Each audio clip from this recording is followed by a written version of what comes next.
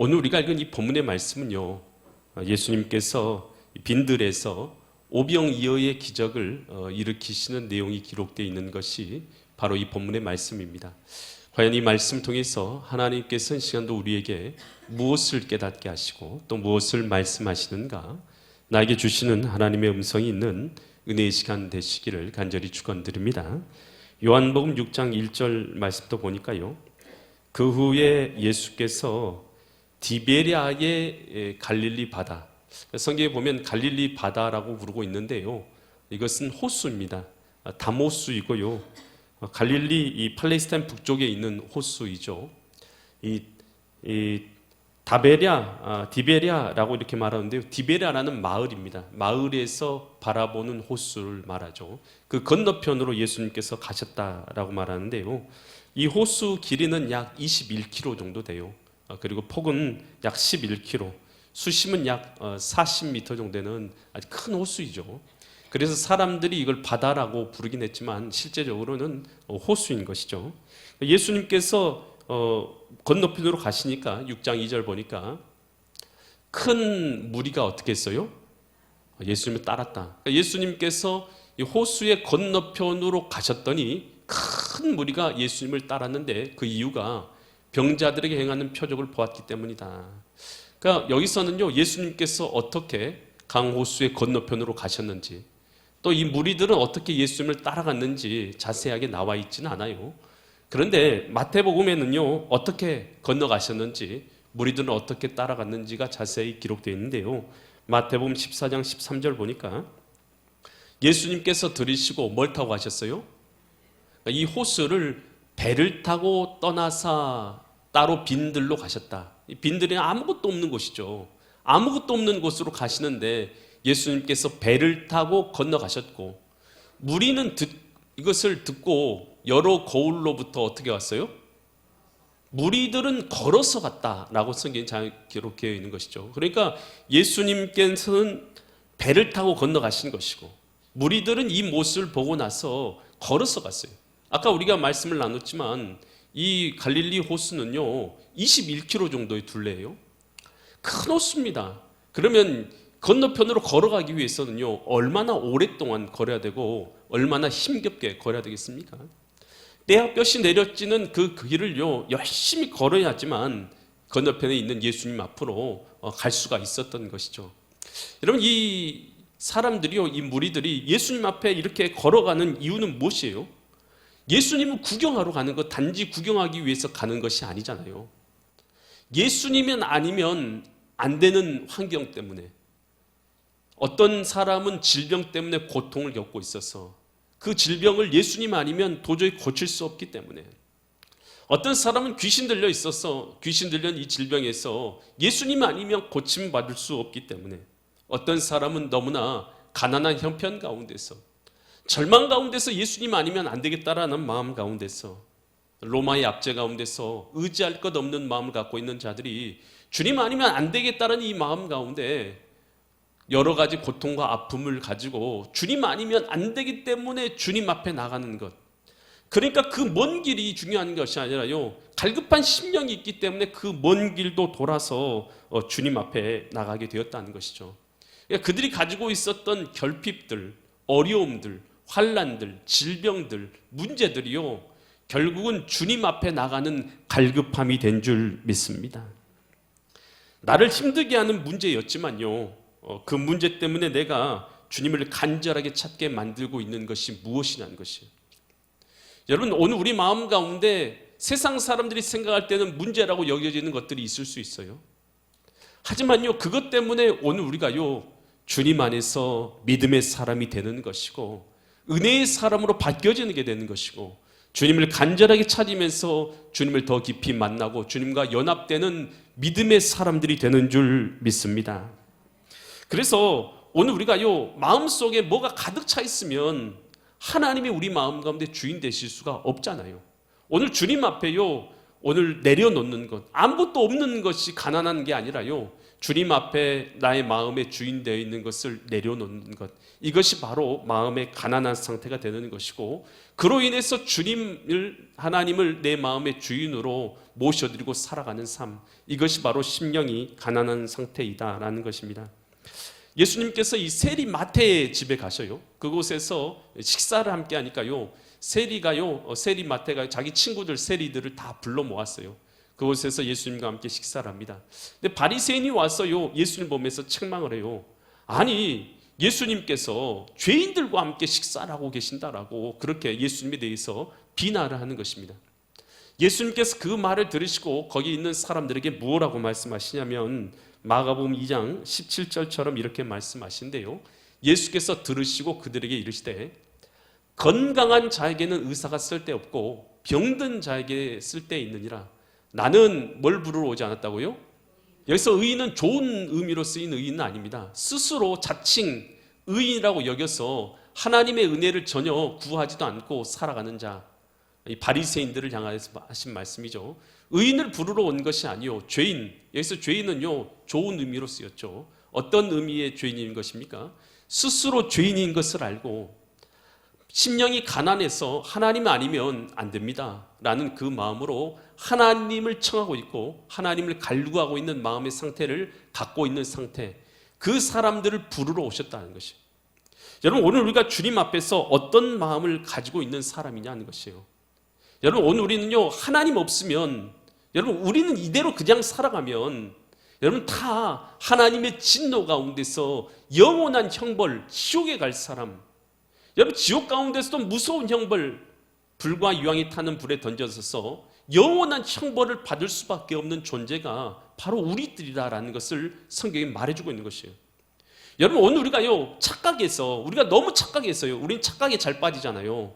나는 그러니 저 사람보다는 낫고 저 사람보다는 낫고 요 사람보다는 낫다고 생각해서 나는 하나님을 그렇게 적당히 믿으면서도, 나는 하나님을 그렇게 갈구하지 않으면서도, 하나님과 연합되지 않고서도 나는 얼마든지 이렇게 살아서 세상의 즐거움도 다 누리고 나는 얼마든지 천국에 가고 하나님의 진노에서도 벗어날 수 있고 지옥의 형벌은 나와는 아무 상관이 없다라고 착각하며 살아가는 것이 얼마나 어리석냐는 것이에요. 여러분, 우리가 신앙생활을요, 여러분 그렇게 어설프게 신앙생활하고, 여러분 신앙생활 교회 나온다고 다 구원받는 건 아니잖아요. 여러분, 내 뜻대로 내 마음대로 신앙생활하면서 여러분 구원받을 수 있는 방법이 어디 있습니까? 여러분, 우리가요 얼마나 많은 착각 속에서 신앙생활하는지를 몰라요.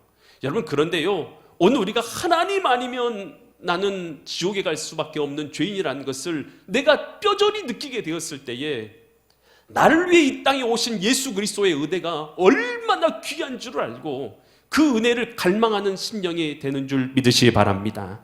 심령이 가난하다는 것은요, 내가 이렇게 나의 결핍을 이해하고 주님 은혜 아니고서는 살 수 없다라는 이 갈망의 마음, 그 마음으로 하나님을 붙들고 있는 자, 여러분 이것이 바로 심령이 가난한 자인 줄 믿습니다.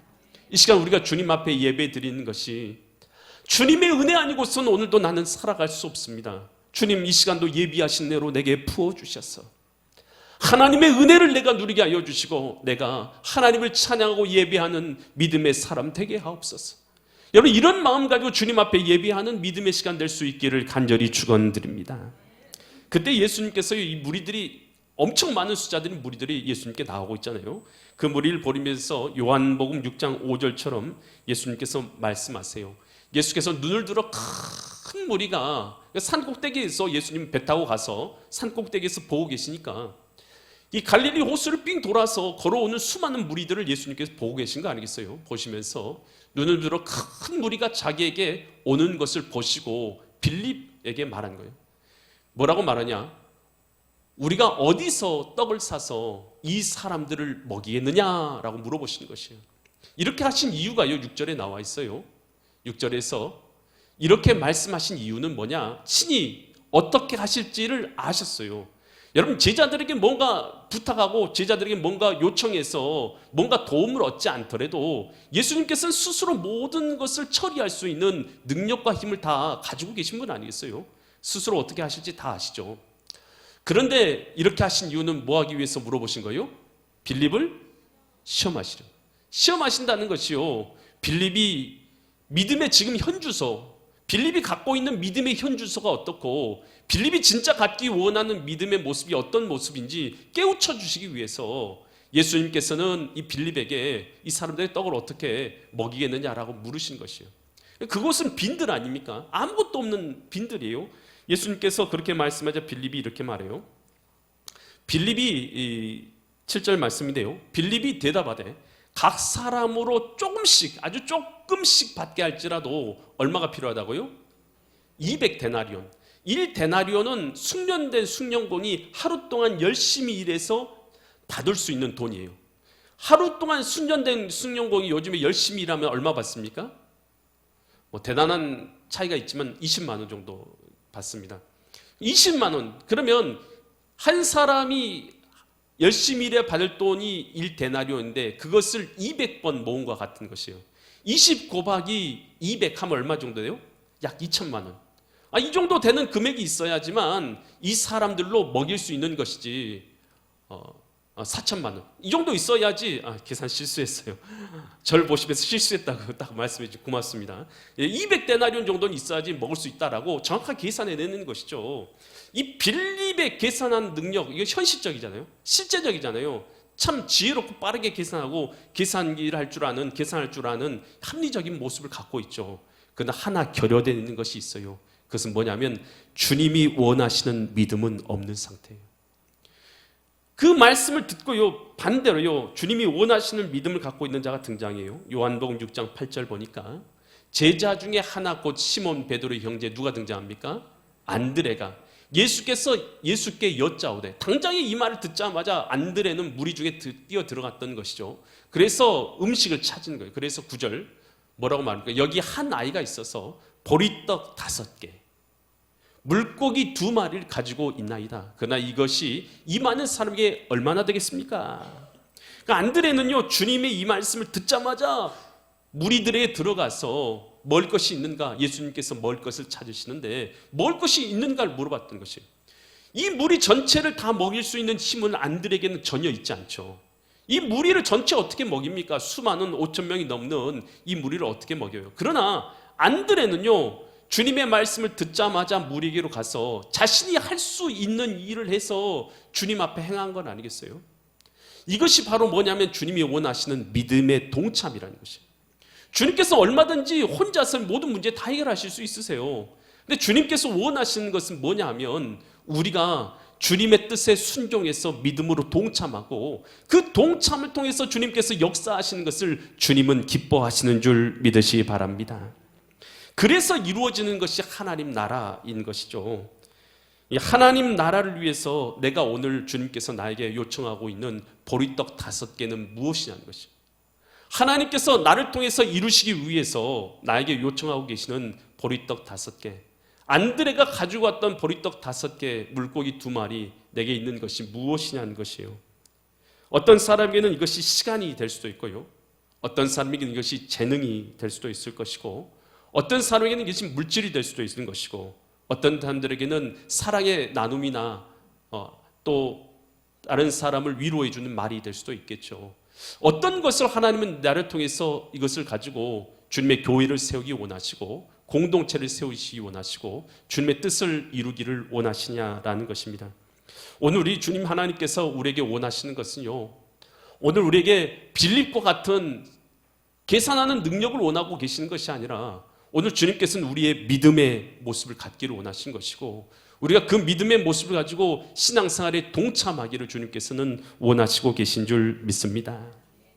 여러분, 오늘 우리가 전파한 한 번의 순종을 통해서요, 오늘 우리가 수많은 사람 내가 전도하지 못한다 할지라도요, 어쩌면 나를 통해서 구원받은 한 사람이 무디가 된다면요, 그 무디를 통해서 5천 명, 10,000명도 살리고 구원하고 영적인 음식을 제공하는 그런 믿음의 사람이 될 수 있는 것 아니겠습니까? 여러분, 나를 통해서 나의 한 번의 순종을 통해서 나의 한 번의 헌신을 통해서 나를 통해서 믿게 된 한 사람이 믿음의 사람이 될 수 있다면 오늘 오병이어의 기적을 통해서 일어난 같은 역사가 나를 통해서 얼마든지 일어날 수 있게 되는 줄 믿습니다. 미국 필라델피아에 존이라는 이런 학생이 있었어요. 집안이 너무 형편이 어려운 것이요. 그래 13살에 학교를 그만두고 더 이상 그만두고 집이 가난해서 벽돌 공장에 들어가서 일을 하게 됩니다. 당시에는 뭐 받는 돈이 너무나 형편없죠. 그래도 어린 나이였지만 남들보다 더 적은 돈을 받아도 너무나 어려운 형편이기 때문에 벽돌 공장에 가서 꾸준히 가서 일을 하게 되는 것이에요. 그 존이라는 학생이 다니는 교회가 있었어요. 시골에 있는 교회인데 너무나 안 좋은 교회인 것이죠. 외적으로 안 좋은데요. 이 교회로 가는 길이 포장이 되어 있지 않은 것이에요. 그래서 비만 왔다고 하면 진흙탕이 돼버리는 것이에요. 교회에 들어가는 입구가. 그래서 그곳에 갈 때마다 많은 사람들이 다 진흙탕을 밟고 가다 보니까 옷이 다 망쳐지고 예배를 제대로 드리지 못한 채 비가 오면 그러한 상태 가운데 있었던 것이에요. 근데 아무도요 그 진흙탕의 길을 바꾸려고 하지 않는 것이죠. 근데 이 존이라는 이 아이가요 생각할 때에 자기가 벽돌 공장을 다니고 있잖아요. 그래서 생각하는 것이에요. 내가 이 길을 벽돌로 깔으면 그러면 사람들이 진흙탕을 밟지 않고 가겠지라고 생각하고요. 일할 때마다 자기가 받은 일부 임금에서 일부를 벽돌로 바꾼 것이. 그래서 하루에 한 장씩 벽돌을 가다가 그 자리에다 깔기 시작한 것이. 그런 사람들이 보니까요. 그 날마다 진흙으로 걸어갔던 길이 한쪽 구석부터 시작해서 벽돌로 바뀌기 시작하는 거예요. 사람들이 벽돌을 밟고 건너가기 시작하면서 징검다리 형태로 만들어진 그 길을 건너가면서 사람들이 도대체 누가 이곳에다가 이렇게 벽돌로 이 길을 만들고 있는가 생각하게 됩니다. 알아봤더니 존이라는 학생이 바로 어린아이가 13살밖에 되지 않은 이 친구가 벽돌을 한 장씩 깔고 있었던 것이. 그 모습이요 거기에 있는 교회에 다니고 있었던 많은 사람들에게 마음에 감화를 준 것이에요. 자신들은 얼마나 더 큰 여러분 좋은 환경 가운데 있음에도 불구하고 아무것도 하지 않았던 자신들의 죄를 회개하면서요 사람들이 다 모였어요. 그곳에 벽돌을 다 길을 깔게 되고 그리고 그것이 시발점이 되어져서 교회 건축까지 새롭게 하게 됩니다. 이 사람이 누구냐면 바로 이 백화점의 왕이 되었던 존 워너메이커입니다. 나중에 그는요 하나님께서 큰 복을 주셔서 백화점의 왕이다라는 그런 말을 들을 정도로 큰 은혜를 얻게 되는데요. 나중에 자기가 공부하지 못했던 것을 뒤돌아보면서 청소년들을 선도하는 YMCA에 적극적으로 참여하게 되면서 우리나라에 있는 YMCA 건물 중에 많은 건물들도 바로 워너메이커에 의해서 건축되기도 했습니다. 하나님께요 오늘 한 사람의 헌신, 드려짐을 통해서요 하나님 나라가 아름답게 이루어지게 되는 줄 믿습니다. 그런데요 하나님께서 이렇게 예수님께서요 안드레로부터 물고기 2마리와 보리떡 5개를 받았어요. 그것을 가지고 기도하시고 사람들을 모여 앉게 하시고 그리고 그것을 축사하사 나눠주기 시작하는 거예요. 나눠주라니까 사람들이 막 먹고 마시게 되는 것이죠. 근데 그것을 나눠주다 보니까요 그곳에 앉았던 남자만 5,000명이 넘는 사람들에게 그 음식들이 다 돌아가고 나머지를 거두었더니 12바구니에 가득하게 남기게 된 것이에요. 주님께서 이 오병이어의 기적을 일으키신 이유는 뭐 때문에 일으켰냐는 것이에요. 다만 그곳에 있는 사람들 먹이려고 당시 먹이는 것이 목적이 되어서 그렇게 하신 것이냐는 것이에요. 예수님께서 이 기적을 일으키신 목적은요 다만 사람들 먹이고 구제하는 것이 목적이 아니었던 거예요. 주님께서 정말로 행하신 것은 먹이는 게 목적이 아니라 지금 이 기적을 행하고 있는 예수님 그 본인이 누구신지를 제자들이나 그곳에 있는 사람들에게 알려주기 원하셨다는 것이에요. 그러니까 이 오병이어의 진짜 기적의 목적은요 구제하는 것 아니에요. 진짜 목적은 뭐냐면 이 기적을 일으키고 계시는 분이 누구냐는 것이에요. 이 기적을 일으키고 계신 분이 바로 하나님의 아들 예수 그리스도이신 줄 믿습니다. 이 사실을 알려주기 위한 것이죠. 그래서 예수님이 진짜 가르쳐주기 원하고 주기 원하는 것은 음식이 아니라 요한복음 6장 51절에서 이렇게 말씀하십니다. 내가 하늘에서 내려온 살아있는 뭐라고요? 예수님께서 나는 스스로를 뭐라고 말하냐면 나는 영생의 떡, 생명의 떡이다. 살아있는 떡이니 사람이 이 떡, 나를 먹으면 어떻게 된다고요? 영생한다. 먹는다니까 예수님을 어떻게 뜯어 먹습니까? 예수님을 먹는다는 것은요 바로 예수님과 하나됨, 연합됨을 얘기하는 것이죠. 예수님을 나의 마음의 구주로 모시고 예수님을 영접하고 예수님과 하나 되면 뭘 얻게 된다는 것이요? 영생하리라. 내가 줄 떡은 곧 세상의 생명을 위한 내 살이니라. 바로 예수님 자신이요, 죄 가운데 지옥에 갈 우리들을 구원하기 위해서 하나님의 아들 예수 그리스도가 이 땅에 오셔서 자신을 내어주심으로 말미암아 예수님을 믿고 예수님과 연합된 자들에게 주시는 영생의 삶, 영원한 행복과 진정한 기쁨을 누리는 영생의 기쁨을 삶을 주시기 원하시는 것이 바로 주님께서 우리에게 주시기 원하신 것이다 라는 것입니다. 과연 우리는요, 어떤 삶을 주님 앞에서 구하고 있느냐는 것이에요. 이 땅에 있는 육신의 떡을 구하는 삶을 살아가고 있는가, 아니면 주님 앞에서 영생의 삶을 구하는, 주님을 구하는 삶을 살아가고 있느냐 하는 것이에요. 이 땅에 우리가 얻게는 구하고 있는 대부분의 것들, 부, 명예, 권력, 건강, 이런 것 아니겠어요? 여러분, 이런 것들은요, 아무리 우리가 얻는다 하더라도요, 영원한 것은 결코 없습니다. 잠깐 있다가요, 결국은 다 사라지는 것이에요. 하지만요, 오늘 우리가 주님께서 진짜로 주기 원하시는 것, 영생의 생명, 그건 어떻게 얻는 것이냐? 바로 하나님 자체를 구하는 것입니다. 그래서 영생의 떡을 구하는 것은 내가 내 기도의 결과가 어떻게 되든 상관없이 하나님과의 관계가 아름다운 관계로 연결되는 것이죠. 그래서 내 기도의 응답이 되지 않더라도 하나님 한 분만으로 충분합니다. 여러분, 이런 마음의 상태를 갖는 것, 이게 영생의 떡을 구하는 것이죠. 또 영생의 떡을 구하는 것이라는 것은 말씀을 지식으로 얻는 것이 아니에요. 말씀이 내 삶이 되어져서 내 삶 가운데 말씀에 순종해서 살아가는 삶, 이걸 적용이라고 하죠. 주님의 말씀대로 내가 살아가는 삶이 되는 것, 이게 바로 영생의 떡을 구하는 삶이라는 것이에요.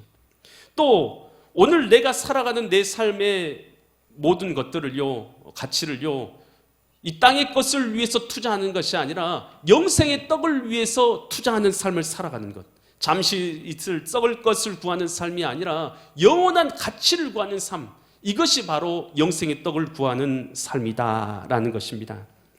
오늘 우리가요, 하나님 앞에서 어떤 삶을 살고 있는가, 오늘 우리가 주님 앞에서요, 무엇을 구해야 되는가, 우리의 삶을 잘 돌아봐야 되는 것이에요. C.S. 루이스가 쓴 영광의 무게라는 이런 책이 있어요. 이 책에서요, 이 책의 내용이 이런 것이에요. 인간의 욕망과 하나님께서 약속하신 보상과의 관계를 아주 명쾌하게 풀어내는 그런 내용인데요.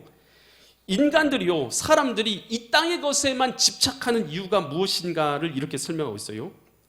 아름다운 바닷가에, 해변이죠. 아주 아름다운 하와이나 이런 곳에 있는 아주 아름다운 해변에, 멋진 해변에서 휴가를 즐기게 되었단 말이에요. 그런데 그곳에서 해변에 와서 즐길 수 있는 아름다운 해변, 끝없이 펼쳐져 있는 해변과 끝없는 우리 바다, 투명한 이 바다에서 얼마든지 기쁨을 누릴 수 있는데, 아이가요, 집 뒤뜰에서 있는 진흙을 가지고 놀면서 해변으로는 가지 않으려고 하는 상태와 같다라고 이렇게 표현을 하고 있는 것이에요. 하나님께서 우리에게 주시 원하는 것은 바다보다도 넓은 영원한 생명의 기쁨인 줄 믿습니다. 그러나 고작 우리가 주님 앞에 원하고 있는 것은 성적인 쾌락이나 술이나 이런 것을 통해서, 그리고 세상 야망을 통해서 얻고자 하는 것을 구하고 있지는 않은가 말하고 있는 것이죠. 우리 주님께서 정말로 주기 원하신 것은 요한복음 6장 54절로 56절인데요. 같이 오늘 이 말씀 보고 말씀을 마치겠습니다. 내 살을 먹고 내 피를 마시는 자는 뭘 갖게 돼요? 주님과 연합하여 살아가는 사람은 영생을 가졌고 마지막 날에 내가 그를 다시 살리리니 내 살은 참된 양식이요 내 피는 참된 음료로다. 내 살을 먹고 내 피를 마신 자는 내 안에 거하고 나도 그 안에 거하나니. 여러분, 오늘 우리가 성찬 예식을 통해서 갖고자 하는 것은 바로 이것입니다.